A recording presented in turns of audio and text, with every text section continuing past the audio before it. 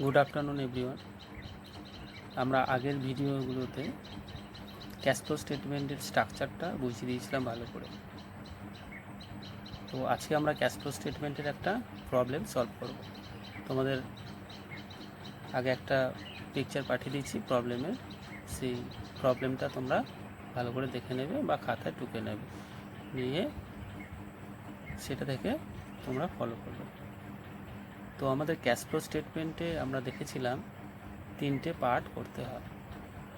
একটা হচ্ছে operating activities, দ্বিতীয় হচ্ছে ইনভেস্টিং অ্যাক্টিভিটিস, আর 3 নম্বর হচ্ছে ফিনান্সিং অ্যাক্টিভিটিস। এই তিনটে পার্টে আমাদেরকে করতে হবে। তো তোমরা দেখো প্রবলেমে এখানে একটি ব্যালেন্স শিট দেওয়া আছে 2 বছরের, 2019 এবং 2020। এখানে অ্যাসেট এবং লায়াবিলিটিগুলো দেওয়া আছে, তো সেটা দিয়ে আমাদের ক্যাশ ফ্লো স্টেটমেন্ট বানাতে হবে। তো আমরা আগে জেনেছি ক্যাশ ফ্লো স্টেটমেন্ট বলতে এখানে ক্যাশের আগম এবং নিরমগুলো এখানে আমরা দেখাবো, এবং শেষে কত টাকা আমাদের আছে ব্যালেন্স সেটা আমাদের ক্যাশ ফ্লো স্টেটমেন্টে তুলে ধরব। তো শুরু করা যাক। প্রথমেই দেখো আমাদের প্রবলেমে রয়েছে, আমরা যদি অ্যাসেট দিকে আসি দেখছি মেশিনারি আছে। তো মেশিনারি 2019-এ আছে 2,10,000, 2020-তে আছে 2,80,000। তো এক্ষেত্রে দুটো ডিফারেন্স করলে কত হয়? 70,000। এই 70,000 টাকা কী হয়েছে? 70,000 টাকা আমাদের মেশিনের ভ্যালু বেড়ে গেছে। তো মেশিনের ভ্যালু কী করে বাড়বে? মেশিনের ভ্যালু তখনই বাড়বে যখন আমরা মেশিন ক্রয় করব। তো ক্রয় করলে আমাদের কি হয়? ক্যাশটা চলে যায়। তো ক্যাশ চলে গেলে আমাদের কি হবে? ক্যাশটা আমাদের ক্যাশ ফ্লো স্টেটমেন্টে এটা বিয়োগ করে দেখাতে হবে।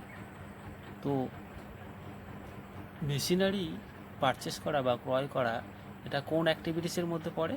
এটা আমাদের ইনভেস্টিং অ্যাক্টিভিটিসের মধ্যে পড়ে। এটা আমরা আগের ভিডিওগুলো স্ট্রাকচারে ভালো করে আমরা দেখেছি। তোমাদের যদি অসুবিধা হয় ওই ভিডিওগুলো আরেকবার ভালো করে দেখে নিও। তো প্রথমে আমরা স্টার্ট করি। কি করেছে? মেশিনারি ক্রয় করেছে। তো পারচেস অফ মেশিনারি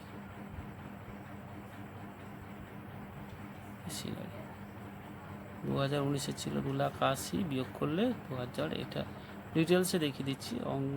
তোমরা যখন এক্সামের সময় করবে তখন কিন্তু এভাবে দেখাবে না, আমি তোমাদের বোঝানোর স্বার্থে এইভাবে দেখিয়ে দিচ্ছি। বিয়োগ করলে কত? 70,000। তো এই 70,000 টাকার আমরা কি করেছি? মেশিনারি ক্রয় করেছি। ক্রয় করলে কি হয়? ক্যাশ চলে যায়। তো আমরা যেগুলো চলে যাবে, ক্যাশ চলে যাবে, সেগুলো ব্র্যাকেট মানে এগুলো মাইনাস ব্র্যাকেটের মধ্যে দেখাবো। ঠিক আছে। নেক্সট ডেটর্স আমাদের এখানে কি হয়েছে? ডেটর্সটা আমাদের কারেন্ট অ্যাসেট। তো কারেন্ট অ্যাসেট আমরা কোথায় বসাই? কারেন্ট অ্যাসেট আমরা অপারেটিং অ্যাক্টিভিটিসে আমরা কারেন্ট অ্যাসেট বসাই। তো অপারেটিং অ্যাক্টিভিটিসে আমরা কারেন্ট অ্যাসেট কখন নিয়ে আসি?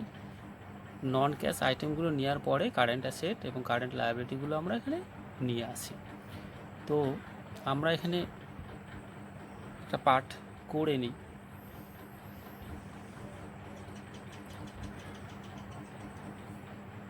ধরে নিচ্ছি আমাদের এতটা পর্যন্ত নন ক্যাশ আইটেমগুলো হবে। তো সেটা আমাদের নন ক্যাশ আইটেমগুলো কী বলে লিখতে হয়? Operating profit before working capital changes. তো এখানে নন ক্যাশ আইটেমগুলো অ্যাটলিস্ট করার পরে এখানে এটা আসবে। তো আমরা এখানে ডেটর্সকে নিচ্ছি। ডেটর্স কারেন্ট আমাদের অ্যাসেট। তো কারেন্ট অ্যাসেট এখানে কি করছে? প্রবলেমে দেখো তোমাদের 2019-এ ছিল 96,000 টাকা এবং 2020-তে আছে 83,000 টাকা। তো এখানে কি হয়েছে? এটা কারেন্ট অ্যাসেট ডিক্রিজ করেছে। তো কারেন্ট অ্যাসেট যখন ডিক্রিজ করে তখন আমরা কি করেছি? আমরা অ্যাড করেছি। এটা আমরা আগের ভিডিওগুলোতে আমরা কি স্ট্রাকচারে ভালো করে বুঝিয়ে দিয়েছি। তো এখানে আমরা কি করব, অ্যাড করব, করি কি লিখবো এখানে, ইনক্রিজ না এখানে ডিক্রিজ করেছে, ডিক্রিজ অফ ডেটর্স, বিয়োগফলটা দেখিয়ে দিই, 96,000 টাকা, 83,000 টাকা, বিয়োগ করলে কত হয়, 13,000 টাকা। তো এখানে আমাদের ক্যাশ আগম ঘটেছে ক্যাশে, তো ওই জন্য আমরা কি ব্র্যাকেট করব না, বিয়োগ হলে একমাত্র ব্র্যাকেটে দেখাবো। নেক্সট হচ্ছে স্টক, স্টকটাও কারেন্ট অ্যাসেট, তা স্টকটাও কি আমাদের অপারেটিং অ্যাক্টিভিটিসের মধ্যে আসবে। তো স্টক এখানে কি হয়েছে, প্রবলেমে দেখো 60,000 ছিল, সেখানে দাঁড়িয়েছে 40,000, তো এটাও ডিক্রিজ করেছে, তো এটাও লিখব ডিক্রিজ অফ স্টক, কত টাকা, 60,000 ছিল গত বছর, এবছর 40,000, তো কত ডিক্রিজ করেছে, 20,000, এটাও অ্যাড হবে। নেক্সট হচ্ছে discount on issue of share, তো discount on issue of share আমরা কি, এটা নন ক্যাশ আইটেম, তো নন ক্যাশ আইটেম আমাদের কোথায় আসে, নন ক্যাশ আইটেম আমাদের অপারেটিং প্রফিটে আসে। তো অপারেটিং প্রফিটে কি প্রথমেই এটা অ্যাড এবং লেস করতে হয় নেট প্রফিটের সাথে। তো এটা তো আমাদের discount on issue of share আমরা কি প্রফিট আর লসে দেখিয়ে দিয়েছিলাম এবং সেখান থেকে লেস করেছিলাম, কিন্তু আদেও তো টাকাটা যায়নি, তাই জন্য কী করবো, এটাকে আমরা অ্যাড করে দেখাবো। তো আগে লিখে নিই, এগুলোকে লিখবো হচ্ছে অ্যাডজাস্টমেন্ট ফর, বলে স্টার্টটা করবো, কী লিখবো, ডিসকাউন্ট অন ইস্যু অফ, কী আছে এখানে, শেয়ার আছে, কত টাকা, 3,000 ছিল গত বছর, এবছর হচ্ছে 2,000, তো 1,000 হচ্ছে আমাদের এখানে অ্যাড করবো, নন ক্যাশ আইটেম। নেক্সট হচ্ছে ব্যাঙ্ক ব্যালেন্স, ব্যাঙ্ক ব্যালেন্সটা তো আমরা এখানে নেবো না, ব্যাঙ্ক ব্যালেন্সে আমরা কী করবো, যে এখানে যে ক্যাশ ফ্লো স্টেটমেন্টে যে টোটাল যে নেট ব্যালেন্সটা আসবে তার সঙ্গে ওপেনিং ব্যাঙ্ক ব্যালেন্স যে 11,000, সেটা অ্যাড করলে আমাদের ক্লোজিং ব্যালেন্স 15,000 চলে আসবে। এটা যদি হয় তবে আমাদের অঙ্ক কি ঠিক আছে। তো এদিকটা আর কিছু লাগছে না। এবার লায়াবিলিটিস দিকে আসি আমরা। লায়াবিলিটিসে বলছে শেয়ার ক্যাপিটাল 1,80,000 আর 2 লাখ, তার মানে কি হচ্ছে, এখানে শেয়ার নিশ্চয়ই আমরা ইস্যু করেছি, তাই জন্য ক্যাশটা বেড়ে গেছে, তো ইস্যু করলে আমাদের ক্যাশ আসে। তো এখানে এটা আমাদের কোন অ্যাক্টিভিটিসের মধ্যে পড়ে, এটা আমাদের ফিনান্সিং অ্যাক্টিভিটিসের মধ্যে পড়ে। তো আমরা এটা কি করব, ফিনান্সিং অ্যাক্টিভিটিসের মধ্যে এটাকে আমরা অ্যাড করব। তো কী লিখবো এখানে, ইস্যু অফ শেয়ারস, কত টাকা, সরি 1,80,000, ঠিকই করছিলাম, 2 লাখ, 1,80,000 বিয়োগ করলে কত, 20,000, এটা আমাদের অ্যাড হবে, তাই ব্র্যাকেটে নিলাম না। নেক্সট হচ্ছে ডেপ্রিসিয়েশন রিজার্ভ, ডেপ্রিসিয়েশন রিজার্ভটা এটাও কি নন ক্যাশ আইটেম, তো এটাও কি করব আমরা অপারেটিং প্রফিটের মধ্যেই নেব, নন ক্যাশ আইটেম সব কি অপারেটিং প্রফিটের সঙ্গে অ্যাড, তো লিখব ডেপ্রিসিয়েশন রিজার্ভ। তোমরা প্রতিটা অঙ্কে কিন্তু এইভাবে পার্ট 3টে পার্টে এরকম টুকে নিয়ে করলে তোমাদের সুবিধা হবে। কত, 60,000, 62,000, 60,000, তো আমাদের কত হলো, 2,000 টাকা। আচ্ছা, এবার হচ্ছে প্রফিট অ্যান্ড লস। এই প্রফিট অ্যান্ড লসটা তোমাদের কি সবার আগে খুঁজে বার করে নেওয়া উচিত। তো প্রফিট অ্যান্ড লস প্রথমে ছিল 45,000, তারপর হচ্ছে 72,000, তো আমাদের কত বেড়েছে, 72, 45, কত আমাদের 27,000 টাকা আমাদের প্রফিট। ওকে। এবার হচ্ছে ডিবেঞ্চার। ডিবেঞ্চার দেখো 60,000 ছিল গত বছর, এবছর 54,000। তো ডিবেঞ্চারের টাকা নিশ্চয়ই পেমেন্ট করেছি। তো ডিবেঞ্চারের টাকা পেমেন্ট করলে এটা আমরা কোথায় নেব? এটা আমরা এই কোন অ্যাক্টিভিটিসের মধ্যে নেব? এটা আমরা ফিনান্সিং অ্যাক্টিভিটিসের মধ্যে নেব। তো নিশ্চয়ই টাকা পেমেন্ট করেছি, তাই জন্য আমরা এখানে কী লিখব? রিডেমশান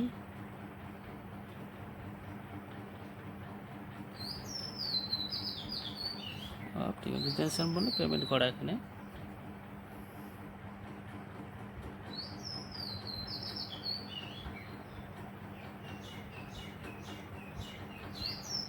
ডিবেঞ্চার কত? 60,000, 54,000, 6,000 টাকা এটা পেমেন্ট করেছি, তো বিয়োগ হবে, তাই জন্য ব্র্যাকেটের মধ্যে রাখবো। Next creditors. ক্রেডিটর্সটা আমাদের কি? Current liability. কারেন্ট লায়াবিলিটি আমরা কি জেনেছিলাম? কোথায় আসে? অপারেটিং অ্যাক্টিভিটিসের মধ্যে আমাদের আসে। তো কারেন্ট লায়াবিলিটি আমাদের কি করেছে? এখানে 35,000 ছিল, 32,000 এসেছে, তার মানে ডিক্রিজ করেছে। তাহলে ডিক্রিজ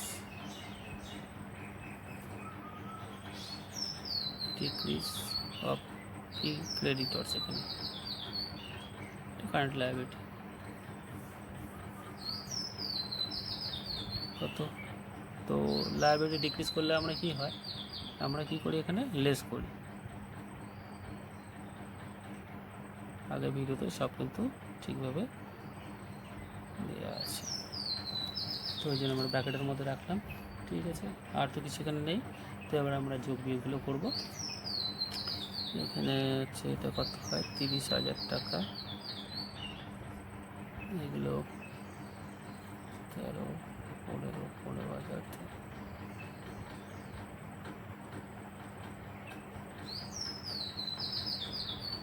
20, 50, 60, কত? 60,000।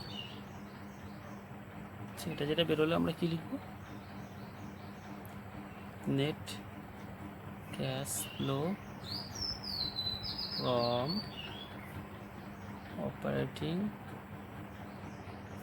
অ্যাক্টিভিটিস। ঠিক আছে, যে ব্যালেন্সটা বেরোলো। এবার এটাই আসি। এটা তো আমরা কিছুই পাচ্ছি না, কোনো যোগ বিয়োগ নেই, তো এইটাই ব্যালেন্স যাবে 17,000 টাকা। তো এটা আমরা কি লিখব? এটা কোন অ্যাক্টিভিটিস? ইনভেস্টিং। এটা লিখব নেট ক্যাশ, এখানে লিখতে হবে ইউজড ইন, যেহেতু মাইনাস ফিগার। ইনভেস্টিং অ্যাক্টিভিটিস, এই ব্যালেন্সটা আসলো। আর এখানে হচ্ছে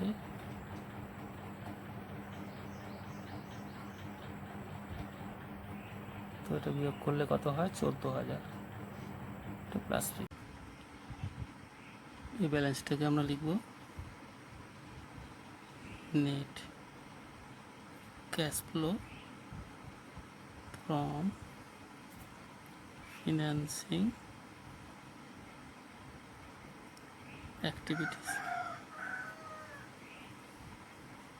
এবার এই তিনটে পার্ট যোগ বিয়োগ হচ্ছে 4,000।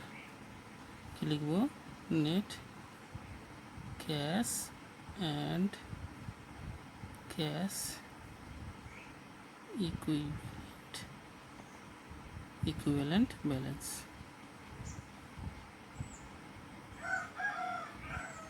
আর ব্যালেন্স শিটে দেখো তোমাদের ব্যাংক ব্যালেন্স আছে 11,000, ওপেনিং আর ক্লোজিং হচ্ছে 15। তো এখানে ওপেনিংটা অ্যাড করো, অ্যাড ওপেনিং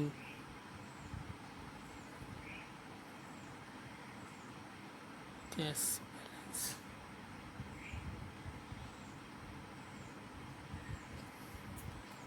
তো 11,000 যোগ করলে কত? 15। দেখো ব্যালেন্স শিটে ক্লোজিং ক্যাশ ব্যালেন্স বা ব্যাংক ব্যালেন্স 15,000 আছে। ওকে, এই হচ্ছে তোমাদের সম্পূর্ণ ক্যাশ ফ্লো স্টেটমেন্ট।